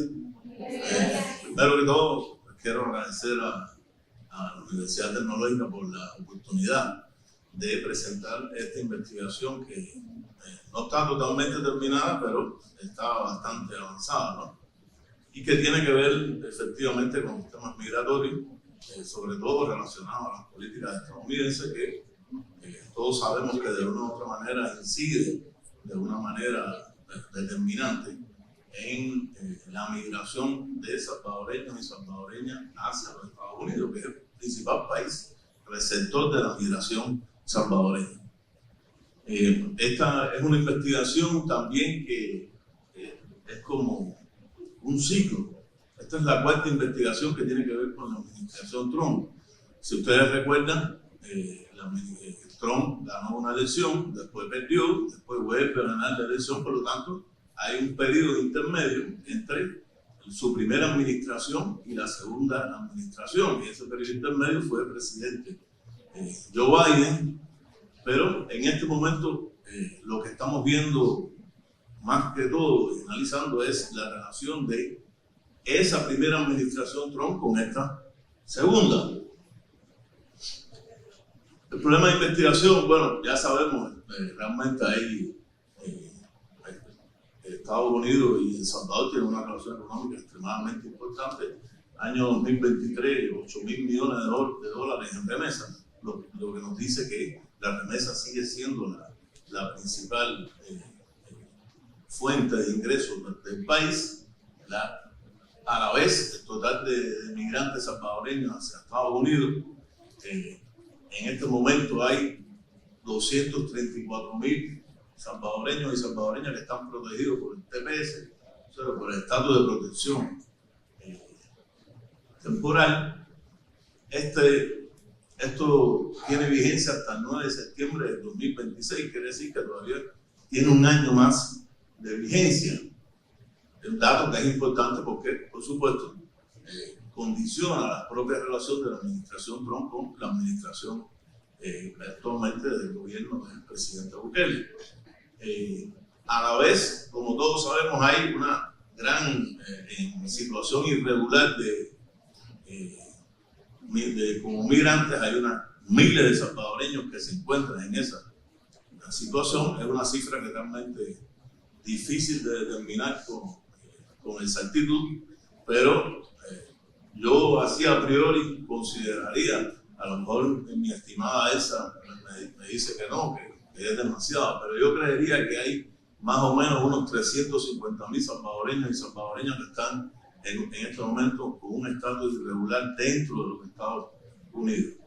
El enunciado que hemos escogido en la investigación, cuáles son las razones que explican las relaciones entre la administración Trump y el gobierno salvadoreño, por supuesto, relacionado directamente al tema migratorio.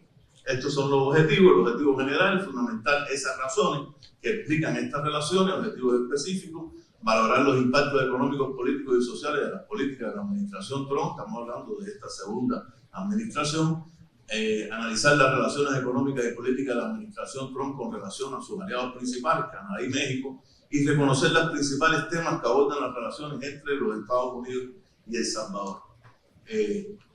Relacionado al marco teórico, aquí puse realmente yo diría, las informaciones más recientes relacionadas a la búsqueda de información bibliográfica, lo que se puede llamar, en los casos de la historia del presente, la historia más actual. Hay historiadores que dicen que eso no existe, que eso es recoger información periodística. Yo realmente creo que sí existe la historia del presente y que es necesaria estudiarla porque de una u otra manera nos está condicionando, yo creería, a todos los seres humanos relacionados a los temas migratorios. De todas maneras, cuando se ve teóricamente los problemas migratorios con El Salvador, y yo diría que en todos los países, se sigue, la teoría neoclásica es la que sigue siendo la fundamental, o sea, es la que teóricamente se demuestra una y otra vez que tiene que ver con el condicionamiento de emigrar por problemas económicos. O sea, mayormente se emigra buscando una situación económica mejor, vivir mejor, tener mejores condiciones, aunque haya características específicas para la migración salvadoreña. Esta investigación ha combinado el uso de esa revisión bibliográfica, de la bibliografía que tiene que ver específicamente con la investigación, pero que tiene que ver también, como le dije anteriormente, con todo lo que está constantemente saliendo con los temas migratorios. En este sentido hay que tener en cuenta que la propia personalidad del presidente de Estados Unidos, él es un showman, él quiere salir siempre en las noticias, sale todos los días en las noticias, y si se saca el recuento de cuántas veces tiene que ver con los temas migratorios, posiblemente de 10, 5 tienen que ver con temas de migración. Es posible que en algunos momentos específicos el tema de Ucrania u otro tema sea el más relevante, pero relacionado a los temas migratorios es el punto neurálgico de todas las participaciones, yo diría, mediáticas, para crear una narrativa, y yo creo que eso es importante tenerlo en cuenta, esa narrativa que ha creado Trump con relación a la migración y a las consideraciones de comparar incluso a los migrantes con terroristas, porque eso es algo que se repite muchas veces en la bibliografía, y es una narrativa que también está dirigida a sus votantes, a ese voto duro, trumpista, más que el voto republicano, de esa clase media, blanca, estadounidense, normalmente no universitario, o sea, de estudios de nivel medio, que son los que votaron en la primera vez, incluso votaron cuando perdió con Biden, y votaron en este caso el año pasado cuando fue reelecto por segunda vez presidente de los Estados Unidos.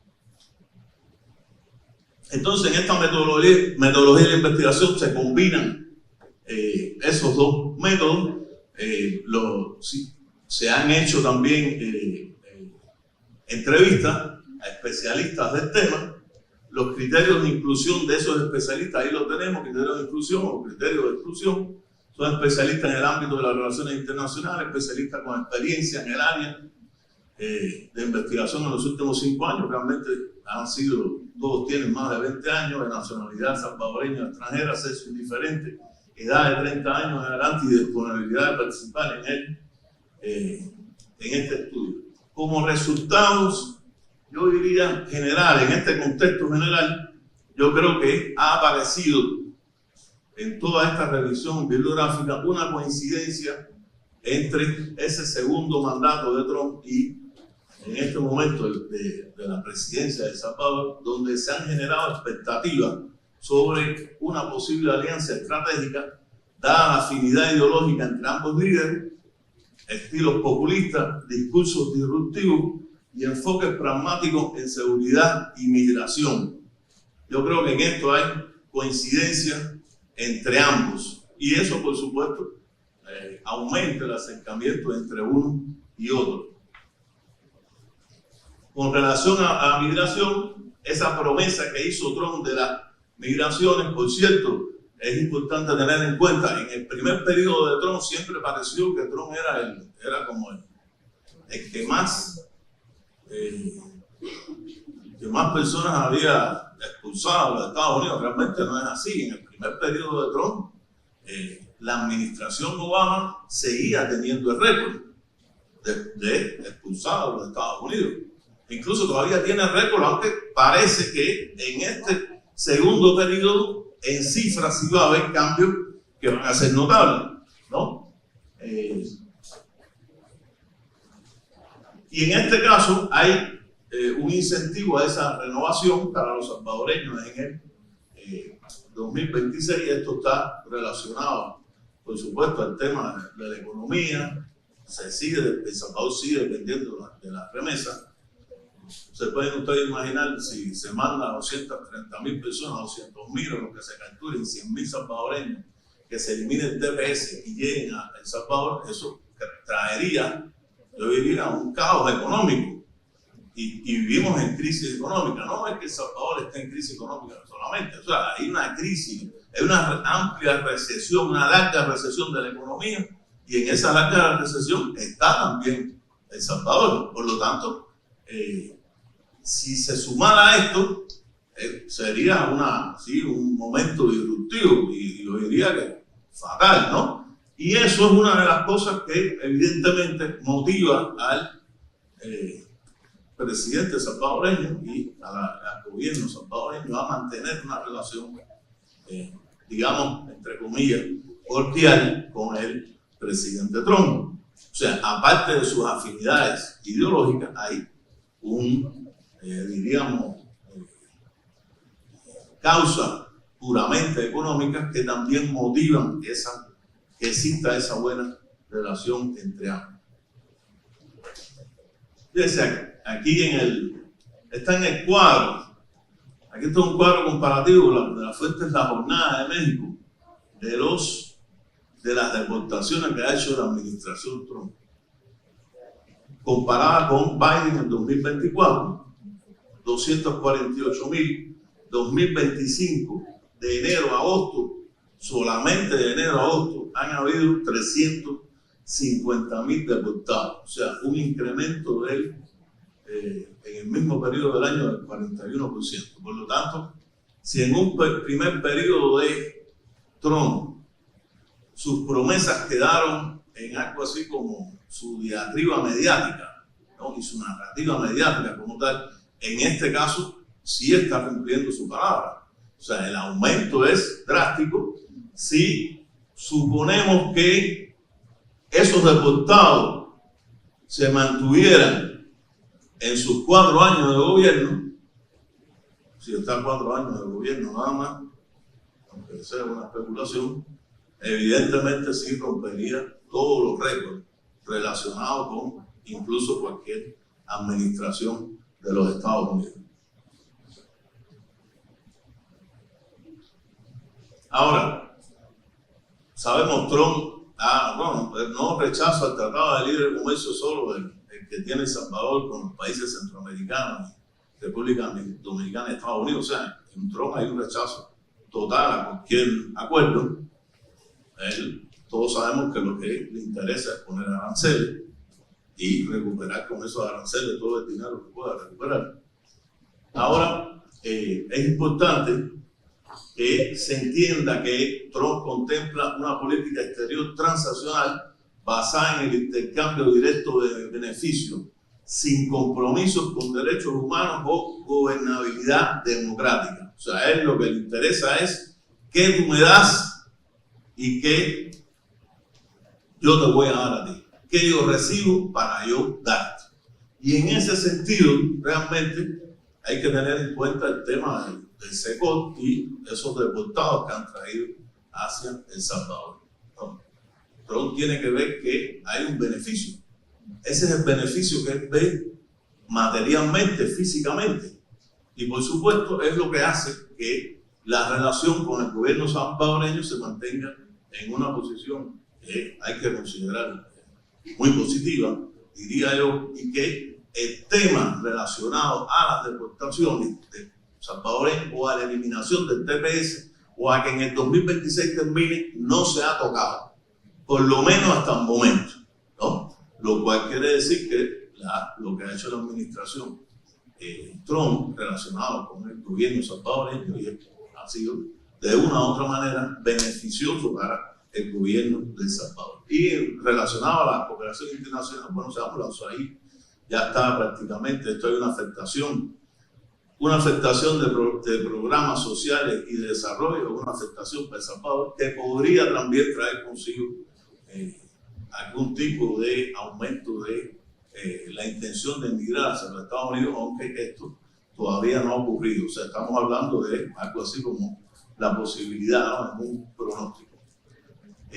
Ambos gobiernos comparten un enfoque duro contra el crimen. Bukele ha implementado medidas agresivas contra las pandillas, ya sabemos, les decía, el uso del SECOP, y es un lugar de confinamiento de deportados por las políticas migratorias de Trump. Mientras la administración Trump prioriza la seguridad fronteriza y el combate al narcotráfico, esto se traduce en mayor cooperación de inteligencia, financiamiento y extradiciones hacia El Salvador.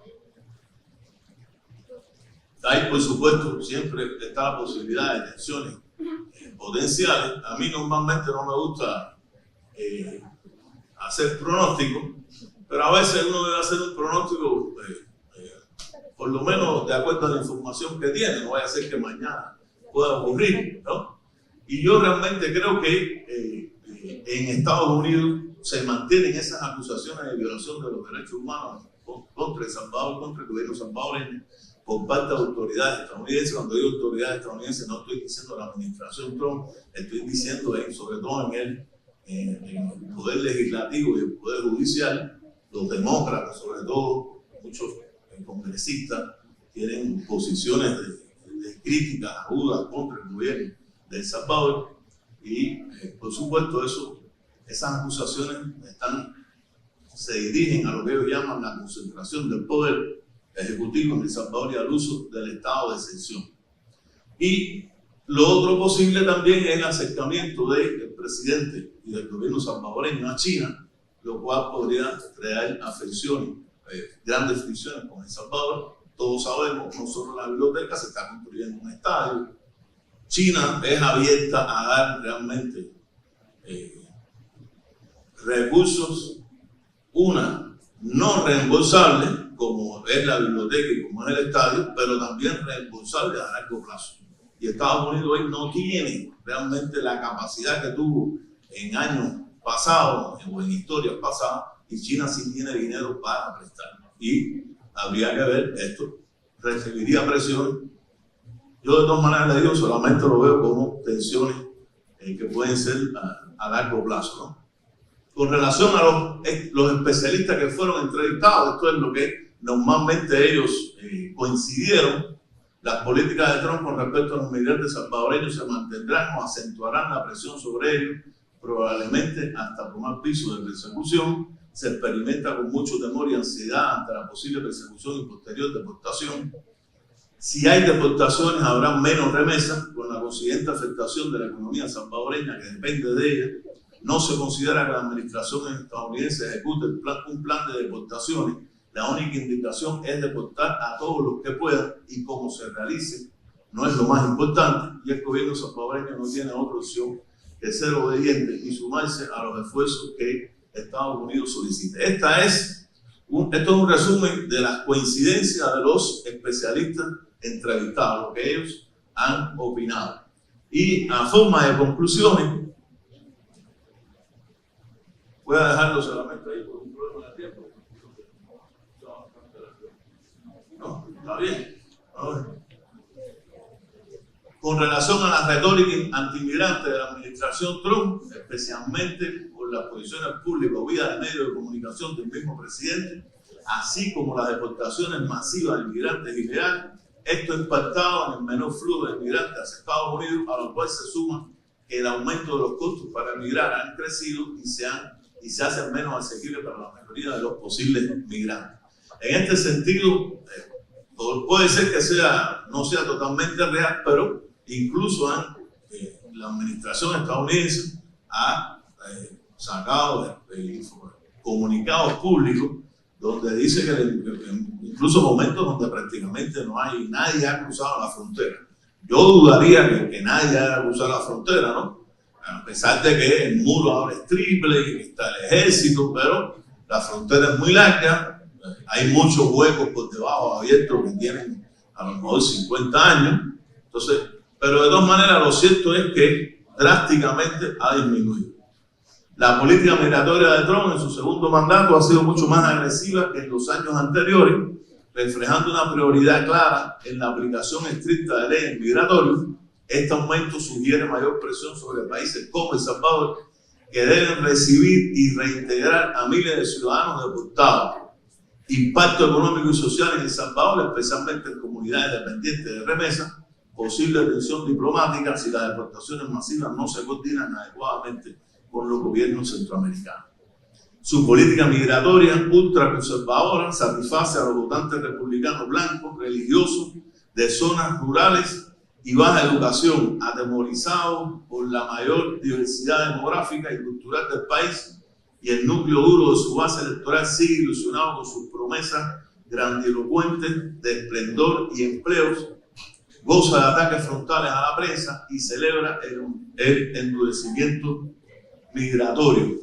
Y estos son posibles escenarios futuros: cooperación estratégica si ambos líderes mantienen alineadas sus agendas, tensiones diplomáticas por migración, derechos humanos y gobernabilidad, y aislamiento y realineación geopolítica si El Salvador fortalece los vínculos con El Salvador. Hasta aquí la presentación. Muchas gracias.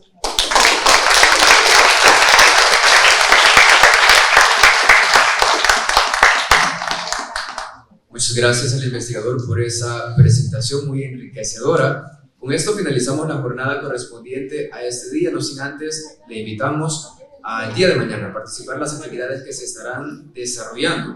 A las 8 de la mañana tendremos un conversatorio titulado La situación actual de las personas retornadas forzosamente ante la política de deportaciones de Donald Trump. En él estarán participando diferentes instituciones que forman parte de las migraciones acá en el país. Agradecemos a todos por su asistencia y por su puntualidad. Que tengan una feliz tarde.